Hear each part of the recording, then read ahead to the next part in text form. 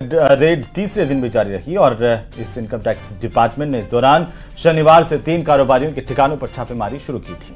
तीनों के यहां से अभी तक 100 करोड़ से अधिक का कैश बरामद किया जा चुका है। देखिए रिपोर्ट।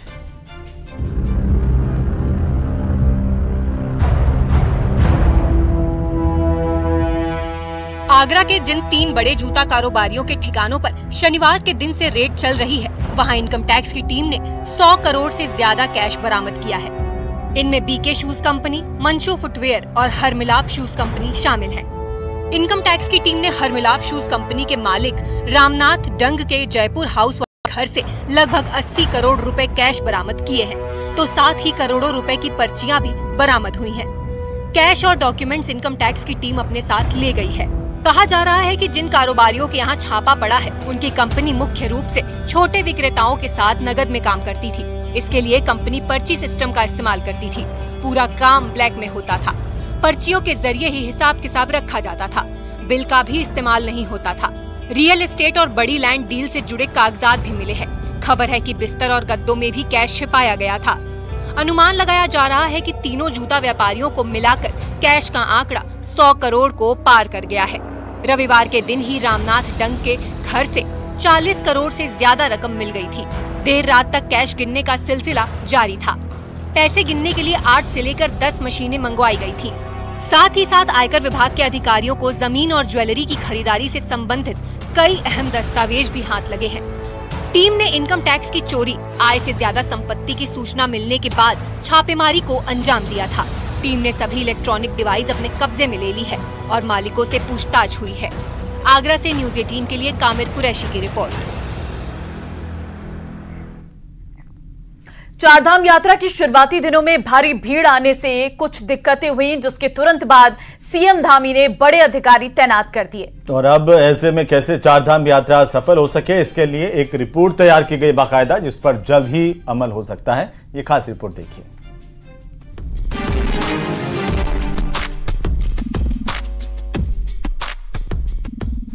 उत्तराखंड में 10 मई से चारधाम यात्रा शुरू हो चुकी है और मात्र 10 दिनों में ही करीब 7 लाख श्रद्धालु पहुंच गए हैं।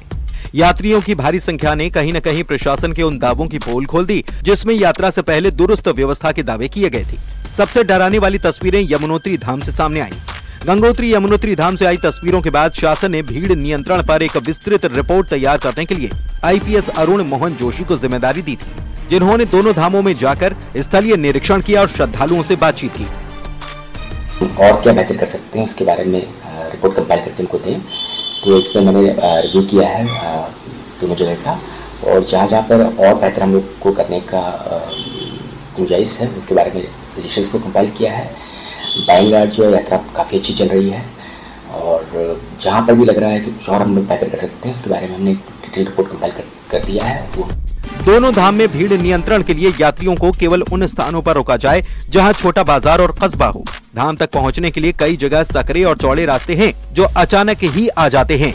इन रास्तों पर सही से काम किया जाना चाहिए, क्योंकि इन स्थानों पर जाम की स्थिति पैदा हो रही है। वहीं यमुनोत्री धाम में पहुंचने के लिए घोड़े खच्चरों और कंडी डंडी के साथ पैदल यात्रियों को अलग अलग समय पर छोड़ा जाना चाहिए, जिससे कि खतरा कम होगा। साथ ही धाम में लंबी लंबी लाइनों के बदले टोकन सिस्टम हो, जिससे कि यात्री को घंटों लाइन में न खड़ा होना पड़े। धाम में सुरक्षा व्यवस्था के लिए अधिक संख्या में पुलिस SDRF तैनात हो। इन जैसे कई बिंदुओं पर रिपोर्ट तैयार की गई है। देखिए, भीड़ के लिए जो भीड़ नियंत्रण के जो पुलिस प्रबंध होते हैं, हम उसी के अनुरूप कार्य कर रहे हैं। जैसे कि जहाँ जहाँ बैरियर लगाना, लोगों को तमाम तरह की जानकारियाँ देना, उसके लिए हमने बहुत सारे पुलिस असिस्टेंस बूथ बनाए हैं। जगह जगह पे चेकिंग और फ्रिस्किंग हो रही है। केवल जो रजिस्टर्ड लोग हैं वो लोग जा पा रहे हैं जिनका ट्रिप कार्ड बना है।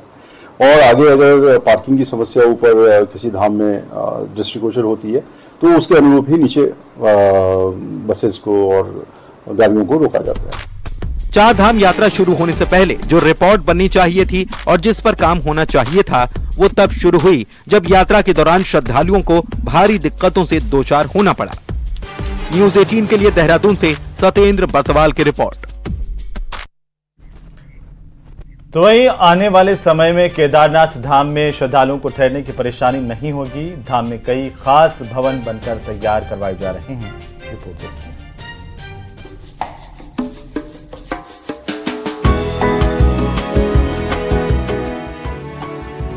तस्वीरों में आप जिन भवनों को देख रहे हैं, ये बाबा केदारनाथ धाम में मास्टर प्लान के तहत तैयार किए जा रहे हैं। इनकी खास बात ये है कि इन भवनों को पारंपरिक नक्काशी और पहाड़ी शैली में तैयार किया जा रहा है, जिसमें लकड़ी का इंटीरियर और भवनों की छत भी स्लोपदार बन रही है।